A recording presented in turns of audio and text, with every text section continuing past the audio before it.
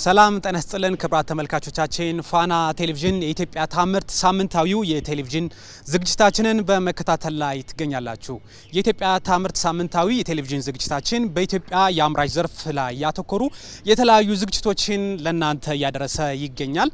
በዛሬው ዝግጅታችን ደግሞ ከ1966 ጀምሮ የተለያዩ የሳሙናና የዲተርጀንት ውጤቶችን እያመረተ ለገበያ ሲያቀርብ ከነበረው ረጲ ሳሙናና ዲተርጀንት ፋብሪካ በተለይ ከውጭ ሲገቡ የነበሩ የተለያዩ ምርቶችን በሀገር ውስጥ ለመተካት እያከናወናቸው የሚገኙ ስራዎች እነዚህ ነገሮች የስራ ዕድል ከመፍጠር እንደዚሁም የውጭ ምንዛሬን ከማዳን እንደዚሁም የኢትዮጵያ ምርቶች በዓለም አቀፍ ገበያ ተወዳዳሪ እንዲሆኑ ከማስቻል አንጻር ምን አይነት ስራዎችን እያከናወነ ይገኛል በሚለው ጉዳይ ዙሪያ በረጲ ሳሙናና ዲተርጀንት ፋብሪካ ቆይታ እናደርጋለን። እስከ ፕሮግራማችን ፍጻሜ አብራችሁ እንድትቆዩ እንጋብዛለን። መልካም ጊዜ። ጤና ይስጥልን። ሰላም እንዴት ነው? እንኳን ደህና ቆያችሁ። ሰላም ናችሁ? እናመሰግናለን። ሙሉ ስምህንና የስራ ኃላፊነትህን ግለጽልን። ኦኬ፣ ስሜ ይዛና ረዳ ይባላል። የስራ ድርሻዬም ምርት ክፍል ስራ አስኪያጅ ነው። ኦኬ፣ እናመሰግናለን። ያው ረጲ ሳሙናና ዲተርጀንት ፋብሪካ ቀደም እና ነባር ከሆኑ ተቋማት መካከል አንዱ ነውና እንደው ምን አይነት ስራዎችን እያከናወነ ይገኛል የሚለው ነገር እንደ መግቢያ ብታነሳለን። ኦኬ፣ ያው ድርጅታችን ከመጀመሪያው እና አንጋፋውም ከመሆኑም በስቲያ የመጀመሪያው ኢትዮጵያ ውስጥ የመጀመሪያው ሳሙና ፋብሪካ ነው። የመጀመሪያው ሮል፣ ላርጎ፣ አጃክስ፣ ዲሽዋሽ፣ ዲቫ፣ ቲፋኒ የተለያዩ የሆኑ ምርቶችን እያመረተ ይገኛል። በአሁን ሰዓት ያለነው በአለም ገና ሳይት ሁለተኛው ሳይታችን የሆነው የረጲ ዲተርጀንት ፋብሪካ ላይ ነው የምንገኛለ ነው። እዚህ ፋብሪካ ላይ ያው የተለያዩ ምርቶች ነው የሚመረቱት። በተለይም የሳሙና የፈሳሽ ሳሙና የሳሙና ጥሬ ዕቃ የሆነው ለደረቅ ሳሙና ዋናው ጥሬ ዕቃ የሆነው የሶፕ ኑድል በተለያዩ ደረጃዎች ወደ 4 አይነት ደረጃዎች ዲኤምኤፍኤ፣ አርፒኤስ፣ ፒኤፍኤዲ፣ አርቢዲ የተባሉ የተለያዩ አይነት ደረጃ ያላቸውን ምርቶች በሀገራችን ውስጥ ከዚህ በፊት ለሳሙና ጥሬ ዕቃነት ኦልሞስት 100% እነዚህን ጥሬ ዕቃዎች ከውጭ ነበር የምናስመጣው። አሁን ኦልሞስት በ60% በሚሆን እዚሁ ድርጅታችን ላይ እያመረትን እንገኛለን ማለት ነው። ኢትዮጵያ ከዚህ ቀደም በከፍተኛ የውጭ ምንዛሬ ወደ ሀገር ውስጥ ታስገባቸው ከነበሩት ግብአቶች መካከል የሳሙና ጥሬ ዕቃዎችን ነበርና ይሄ ነገር በከፍተኛ በዘመናዊ መልኩ እንደተደራጀ ሰምተናል። እሱን ያው ከተመልካቾቻችን ጋር ሆነን የምንጎበኝ ይሆናል። ወደዛ ማምራት እንችላለና። እሺ፣ ይሻላል።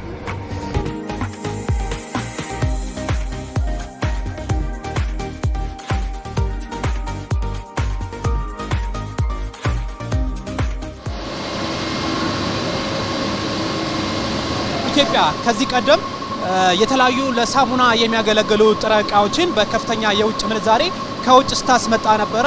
አሁን የምንገኝበት ከጀርባዬ የምትመለከቱት ማሽን ከዚህ ቀደም ከውጭ ሲመጣ የነበረውን የሳሙና ጥሬ ዕቃ በሀገር ውስጥ መተካት ያስቻለ ለዚህ ፋብሪካም ሆነ በሌሎች ተቋማት ሳሙና ለሚያመርቱ ተቋማት የተለያዩ ጥሬ ዕቃዎችን እያቀረበ ይገኛልና እንደው ምንድነው እየተመረተ ያለው ይሄ ምርት ከውጭ የሚመጣ ምርት በመተካት ምን አይነት አስተዋጽኦ እያበረከተ ነው የሚለው ነገር ቆይታ እናደርጋለን። እነዚህ ከጀርባ የምንመለከተው ከዚህ ቀደም ከውጭ ሲመጡ የነበሩ የሳሙና ጥሬ ዕቃ ግብአቶች ናቸውና ግብአትን ያው ኢትዮጵያ ብዙ ጊዜ ከውጭ ነው የምታስመጣው።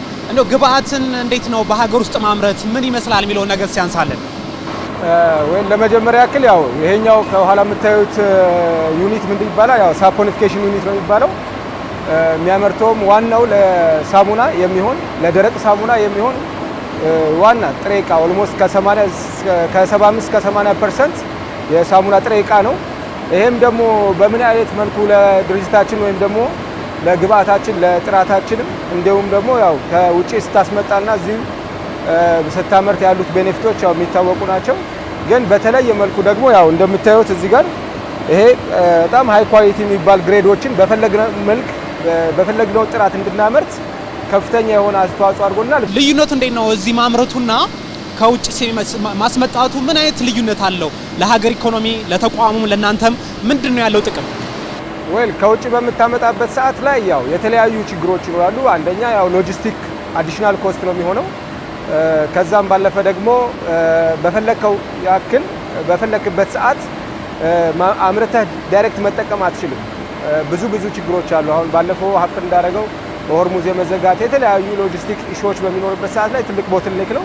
በዛው ልክ ደግሞ የዶላር ሰብስቲቱሽን ኢትዮጵያ ሀገር ላይ ያው ያሉት የዶላር ትልቁ ነገር በሀገር ውስጥ የማምረት ትልቁ ጥቅሙ ምንድነው? ያው ዶላር እንደፈለክ እንትን የምትልበት ሲቹዌሽኖች የሉ። እስቲ ሌሎችም ምርቶች አሉ፣ እነሱንም ዞሮ ብለን እንቃኛለን።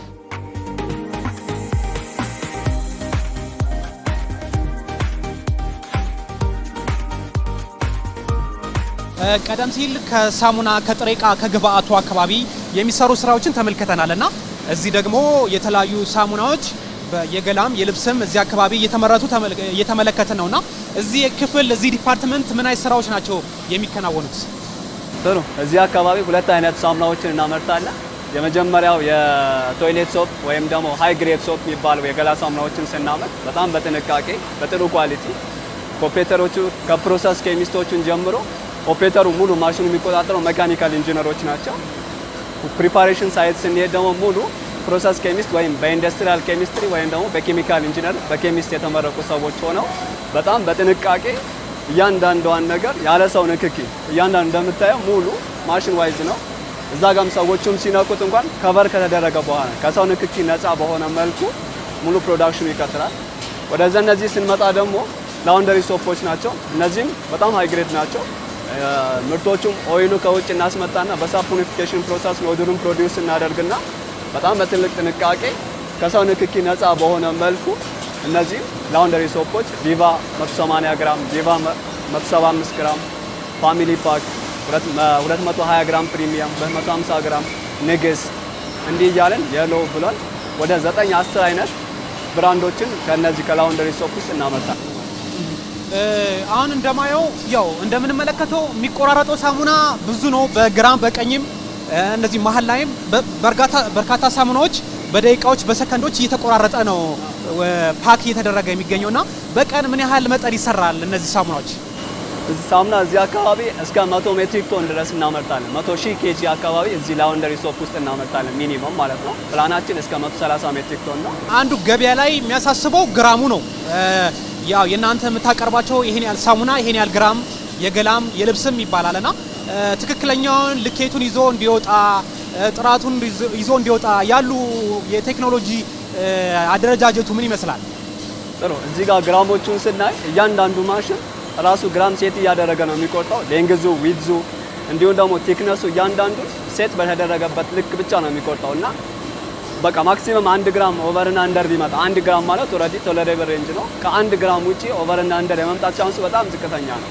ስለዚህ እሱንም እንኳን ከስተመሩ እንዳንጎዳ ዝቅ እንዳይል በማክሲመም ምርት በማምረት እኛ ከስተመር ላይ እንደዚህ አይነት የግራም ኢሹም ሆነ የኳሊቲ ኢሹ እስከዛ ድረስ አናስተናግድም ማለት ነው በዚህ ጉዳይ ማሽኖቹ በራሱ። ሁለተኛ ነገር ደግሞ ምንመድባቸው ላይኖቹ ላይ ያሉ ኦፕሬተሮች በጣም ስኪልፉል ረጅም ጊዜ የቆዩ ከኛ ጋር ከ10 ዓመት በላይ ስኪልፉል የሆኑ ሜካኒካል ኢንጂነሮች ፕሪፓሬሽንም ላይ እንደዚህ አይነት የግራም ቫሪዬሽን እንዳይመጣብን በጣም በጥንቃቄ አምርተን እዚህ ጋርም እንዳይመጣ ማሽኖቹ ላይ ኬሚካል ኢንጂነሮች ኮንትሮል አድርጓል። ከኋላም እንደዚህ የዌት ቫሪዬሽኖች የኳሊቲ ኢሹዎች እንዳይመጡ ፕሮሰስ ኬሚስቶች በጣም በጥንቃቄ ፎሎ አፕ እንዲሁም ደግሞ ኳሊቲ ኮንትሮል አለን።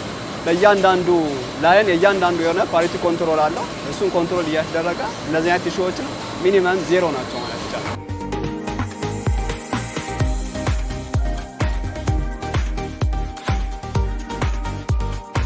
ይህ ተቋም ኢትዮጵያ ከዚህ ቀደም ከውጭ ስታስመጣቸው የነበሩ የተለያዩ ምርቶችን በሀገር ውስጥ በማምረት ለሀገር ውስጥ ገበያ እያቀረበ ይገኛል። በዚህም ከፍተኛ የውጭ ምንዛሬ ማዳን የቻለ ነው።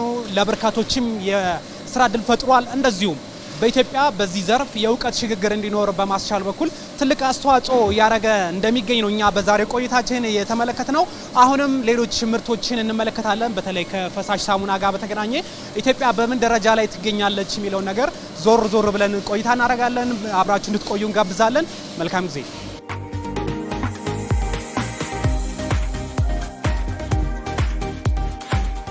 ቅድም ያው የሳሙና ማምረቻ ክፍላችንን አይተናል። አሁን ደግሞ ያው በፈሳሽ ሳሙና የሚመረትበት ክፍል ላይ ያለነው።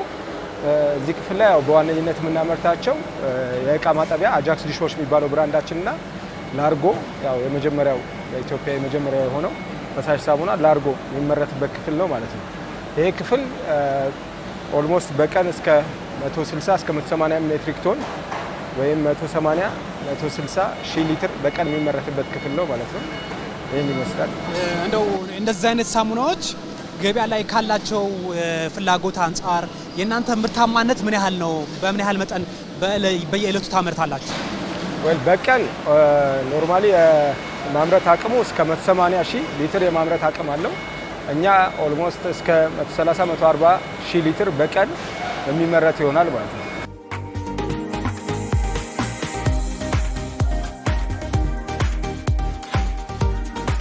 የአምራች ዘርፉ በሀገር ኢኮኖሚ ላይ ከሚያበረክታቸው አስተዋጽኦዎች መካከል ለበርካቶች የስራ እድል የመፍጠር እንደዚሁም የእውቀት ሽግግር ማምጣትን ሊጠቀስ ይችላል።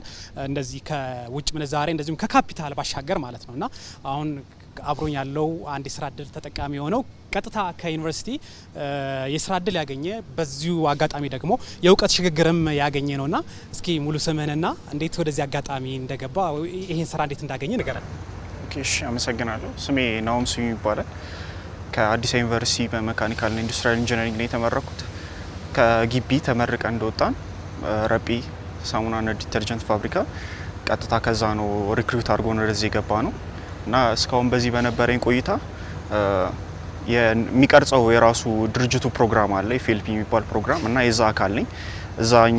እዚህኛው ፕሮግራም ላይ ቤዚካሊ ስለ ድርጅቱ መጀመሪያ የምታገኘው እድል ምንድነው? ሙሉ ስለ ቢዝነስ አስፔክቱ ታገኛለ። ኖርማሊ ተመርቆ ኢንጂነሪንግ ባክግራውንድ ተመርቆ የወጣ ሰው ስለ ሌሎች ዲፓርትመንቶች የማወቅ እድሉ በጣም ትንሽ ነው። እዚህ ባገኘነው እድል ግን ስለ ሴልስ፣ ፕሮኪውርመንት፣ ኤችአር ኤቭሪ ዲፓርትመንት እዚህ ድርጅት ውስጥ ያለውን እና እነዚህን ነገሮች በደንብ ኢንዲቴል ለማየት ችለናል። ከዛ በተጨማሪ ደግሞ አሁን ከረንትሊ እየሰራን ያለነው ኢንጂነሪንግ ዲፓርትመንቱ ሲሆን እዛኛው ውስጥ ደግሞ ሃይ ሌቭል በሚባል ደረጃ ጥሩ የሚባል የእውቀት ሽግግር እያገኘን ይገኛል። በእንደዚህ አይነት መልኩ ቀጥታ ከዩኒቨርሲቲ ለአንተ አይነቱ የስራ እድል መፍጠሩ ምንድነው? በተለይ ከእውቀት ሽግግር በርካታ ወጣቶች ከዩኒቨርሲቲ እንደመጡ እንደዚህ አይነት ማግኘታቸው ለሀገር ምን አይነት ፋይዳ አለው ትላለህ? ያው አሁን ላይ በጣም ሀገራችን የሚያስፈልጋት በጣም ብዬ የማስበው ምንድነው ኢንዱስትሪው ላይ ነው።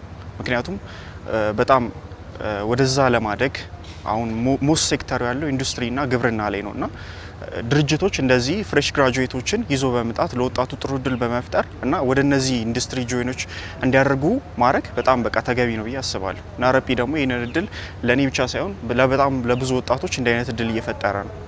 ቴንክ ዩ እናመሰግናለን። እሺ እኔም ቴንክ ዩ።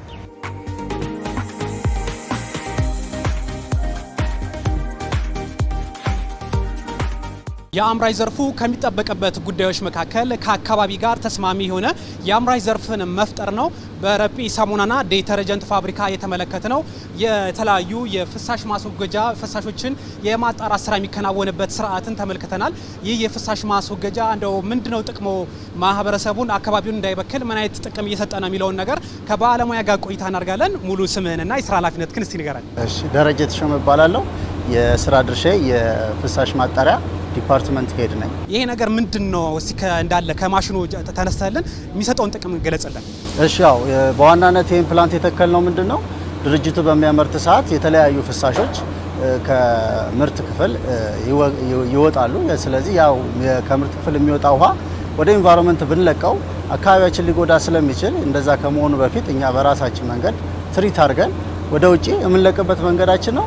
እንደምታያቸው የተለያዩ ታንከሮች አሉን። ከፋብሪካ የሚደፉትን ተቀብለን በኬሚካል ትሪትመንት በባክቴሪያ በመጨረሻም ደግሞ እንደገና በኬሚካል ትሪት እያደረግን ወደ ኢንቫይሮንመንት አካባቢን በማይጎዳ መልኩ የአካባቢ ጥበቃና ደህንነት ያስቀመጠልን ፓራሜትሮች አሉ። እነዛን ፓራሜትሮች በጠበቀ መልኩ እያጣራን ወደ ውጪ እንለቃለን ማለት ነው። በዋናነት ያስፈለገው ምንድነው አካባቢያችንን ከተለያዩ መርዛማ የሆኑ ፍሳሾች መጠበቅ ነው ማለት ነው። እንደው ይሄ በመሰራቱ ምን ያህል አካባቢ ብክለት እንዳይከሰት ምን አይነት አስተዋጽኦ አበረከታችሁ? እንዴት ተገመገመዋለህ? ኦልሞስት ያው እንዳልኩ ነው። ከዚህ የሚወጣው ውሃ እንዳልኩ የአካባቢ ጥበቃና ደህንነት ያስቀመጠልን ፓራሜትሮች ስላሉ እነዛ ፓራሜትሮችን ጠብቀን እስከለቀቅን ድረስ የኛ ዙሪያ ላይ ያሉ ነዋሪዎች ያመጡብን ቅሬታም የለም። ኢቭን ይሄ በመሰራቱም ደስተኞች ናቸው። ስለዚህ እኛ ለአካባቢያችን የተሻለ ነገር አድርገናል ብለን ነው ማለት ነው። እሺ ቴንክ ዩ። ተመልካቾቻችን ያው የአምራች ዘርፉ እንደዚህ አይነቶች ከአካባቢ ብክለት ጋር የተገናኙ ጉዳዮች አሉበት። የአምራች ዘርፉ ደግሞ ማህበረሰቡ አካባቢ የሚኖሩ በመሆናቸው እንደዚህ መሰሎች የፍሳሽ ማስወገጃዎችን ማጣሪያዎችን በማዘጋጀት የአካባቢን ጥበቃን ማጠናከር እንደዚሁም ከግሪን ሌጋሲ ከአረንጓዴ አሻራ ጋር የተገናኙ ስራዎችንም መስራት ይጠበቅባቸዋል። በዚህ በጀት ዓመትም የኢንዱስትሪ ሚኒስቴርም አምራቾችም ከአካባቢ ጋር ተስማሚ የሆኑ ስራዎችን ለመስራት የተለያዩ ስራዎችን ሲያከናውኑ እንደነበረ በተለያዩ አጋጣሚዎች ተመልክተናል። አሁንም ጉብኝታችን ይቀጥላል። አብራችሁን ቆዩ።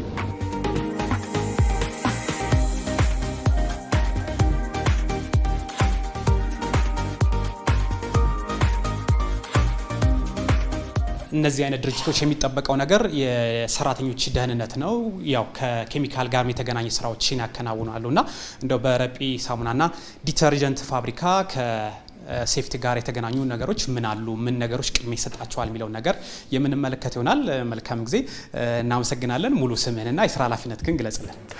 እሺ፣ በስራት እባላለሁ። የኤንቫይሮንመንታል ሴፍቲ ኦፊሰር ነኝ ማለት ነው። በረጲ ዊልማር ቅድሚያ የሚሰጣቸው የሰራተኛ ደህንነት ነው። ከዚህም አንጻር የሰራተኛ ደህንነት ሴፍቲ ብቻ ሳይሆን ከኤንቫይሮንመንታል ፍሬንድሊ ከመሆንም አንጻር ኢኮሲስተሙን ከመጠበቅም አንጻር ኤንቫይሮንመንታል ፍሬንድሊ ነን።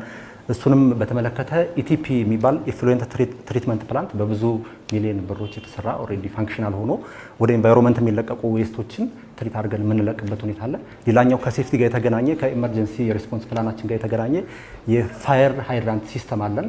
ኢፌክቲቭሊ ፋክተሪው ላይ የፋየር ኢንሲደንቶች አደጋዎች ቢፈጠሩ ሙሉ በሙሉ ኮንትሮል ማድረግ የምንችልበት ሲስተም ነው ማለት ነው። እሱ ፉሊ ፋንክሽናል ነው። ሌላኛው እዚህ ጋር እንደምታየው ኢንቫይሮንመንታል ስቲዋርድስ የምንላቸው ጽሁፎች አሉ። እነሱ ኦልሬዲ ሪሳይክል ማድረግ እንደሚጠበቅብን፣ ወደ ኢንቫይሮንመንት ደግሞ ኬሚካሎችን ሪሊዝ ማድረግ እንደሌለብን፣ ኢንቫይሮንመንታል ኃላፊነት እንዳለብን ምን ገልጽበት ሁኔታ አለ።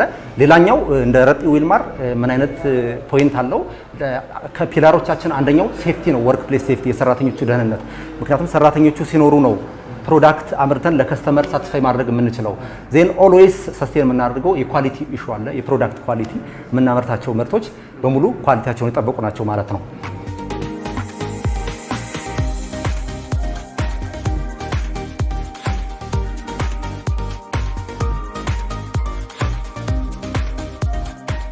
በኢትዮጵያ የአምራች ዘርፍ ላይ ከሚስተዋሉ የተለያዩ ችግሮች መካከል ከአምራቾች ወደ ተጠቃሚዎች ወይም ወደ ደንበኞች የሚደርስበት መንገድ ነው። መሀል ላይ በሚኖሩ አንዳንድ ደላሎች ዋጋዎች የመናር ደንበኞችን በቀጥታ በፋብሪካ ዋጋ ምርቶች እንዳያገኙ የሚያደርጉበት ሁኔታዎች አሉ። እንደው ረጲ ሳሙናና ዲተርጀንት ይህን ችግር ለመቅረፍ እንደዚሁ ሸማቾች ደግሞ በተመጣጣኝ ዋጋ ምርቶችን ማግኘት እንዲችሉ ምን አይነት ስራዎችን እያከናወነ ነው የሚለውን ነገር እንመለከታለን። እስኪ ሙሉ ስምህንና የስራ ኃላፊነትህን ግለጽልን። ጸጋለም እባላለሁ። የካንትሪ ኮሜርሻል ዳይሬክተር ነኝ በረጲ ውስጥ። ተዟዙረ እንደተመለከት ነው ብዙ ምርቶችን ለገበያ ያቀርባልና እነዚህ ምርቶች ማህበረሰቡ ላይ ዋጋ ከፍ ብሎ ሳይጨመር በተመጣጣኝ ዋጋ የሚደርስበት መንገድ እንዴት ነው? ምን አይነት ስርዓቶችን ዘርግታቸዋል? ከዚህ አንጻር ስርጭቱን በጣም ስትራቴጂክ በሆነ መልኩ ነው ስርጭታችንን የምናካሂደው። እንደነዚህ አይነት ነገሮች ብዙ ጊዜ የሚፈጠሩት የላላ የሆነ የስርጭት ስርዓት በሚኖርበት ሰዓት፣ ቁጥጥር በማይኖርበት ስርዓት ውስጥ በሚያልፍበት ጊዜ ምርቶች አላስፈላጊ ዋጋ ጭማሪ እናደርጋሉ። እኛ እዚህ ላይ የምናደርገው የተለያዩ ቼክ ኤንድ ባላንስና የተለያዩ ሩት ቱ ማርኬት ወይ ደግሞ ወደ ገበያ መድረሻ መንገዶች አሉ። የመጀመሪያ ወደ ገበያ የምንደርስበት ብቸኛ ወኪሎችን በማስቀመጥ ነው። ዋጋ ወስነን እንሰጣቸዋለን። የሚመከር የገበያ ዋጋ እንሰጣቸዋለን። እሱን ደግሞ የሚቆጣጠሩ ከ15 በላይ ሴልስ ቲሞች አሉ። እነዚህ ሴልስ ቲሞች የገበያ በየሱቁ እየዞሩ ይህንን ምርት በስንት ነው ያገኛችሁት የሚሉትን ቁጥጥር ያደርጋል። ከዚህም በተጨማሪ ህብረተሰቡ በተለይ በተደራሽነት አንጻር በአነስተኛ ዋጋ እንዲያገኝ ለማድረግ ከሸማቾች ጋር በጥብቅ ነው የምንሰራው። ይህንንም ደግሞ ቁጥጥር እናደርጋለን። በቀጣይ አሁን ቀደም ሲል እንደሰማሁት የፈሳሽ ሳሙናም ጥሬ ግብአቱን ለማምረት በሀሳብ ደረጃ በስራ ጅምር ላይ ተገኛላችሁና ይህን ነገር አስፍቶ በኢትዮጵያ ገበያ ላይ ምን አይነት እቅዶች አላችሁ? ይሄ በጣም ትልቅ እቅድ ነው ያለው። ይሄ እቅዱ ከዚህም ያልፍና ኦልሞስት ወደ ኢስት አፍሪካ ላይ በነገራችን ላይ ከባለፈው አመት ጀምሮ ወደ ውጭ ምርቶቻችን ያለቁ ምርቶችን ወደ ውጭ መላክ ጀምረናል። አሁን አንደኛው ትልቁ የዲተርጀንት ምርት ይሄ ማለት እንደነ ሮል እንደነ ላርጎ ያሉት ምርቶቻችንን ኢስት አፍሪካ ያሉ ወደ 3-4 ሀገራት ላይ በቋሚነት እየላከን ነው። አሁን ይሄ ደግሞ ማስፋፊያው በሚመጣበትና ጥሬ እቃውን አሁን ቅድም ያያችሁት የሳሙናን ጥሬ እቃ ነው ያመረትነው። አሁን ደግሞ ልክ እንደዚህ የዲተርጀንት የላርጎን የአጃክስን የሁሉንም ጥሬ እቃ ማምረት ስንጀምር ከአፍሪካ ከዚህ አልፈን ወደ አፍሪካ ሀገራት ሙሉ አሁን ለምሳሌ ምስራቅ አፍሪካ ላይ ነው የተወሰነ ያለ ነው። ከፍ እያለን ያንን የውጭ ምንዛሬ ማስገኘትም ፕላን አለን ማለት ነው። ቴንክ ዩ እናመሰግናለን። ከግብርና መሪ ኢኮኖሚ ወደ አምራች ዘርፍ ኢኮኖሚ ኢትዮጵያ ለመሸጋገር እያደረገችው ያለችው ጥረት አንዱ ማሳያ የሆነው የረጲ ሳሙናና ዲተርጀንት ፋብሪካ የተለያዩ ምርቶችን እያመረተ ለገበያ እንደሚያቀርብ በዛሬው ዕለት ተመልክተናል። እነዚህ ምርቶች ኢትዮጵያ ከዚህ ቀደም በከፍተኛ የውጭ ምንዛሬ ከውጭ ስታስመጣቸው የነበሩ ምርቶችን በመተካት ለበርካቶች የስራ ዕድል በመፍጠር እንደዚሁም የእውቀት ሽግግርን በመፍጠር ለሀገር ያለውን አስተዋጽኦ ከፍ ያለ መሆኑን ተመልክተናል። በኢትዮጵያ ታምርት ሳምንታዊ ፕሮግራማችን በረጲ ሳሙናና ዲተርጀንት የነበረን ቆይታ ይህንን ይመስል ነበረ። በቀጣይ ሳምንት በሌላ ዝግጅት እንጠብቃችኋለን።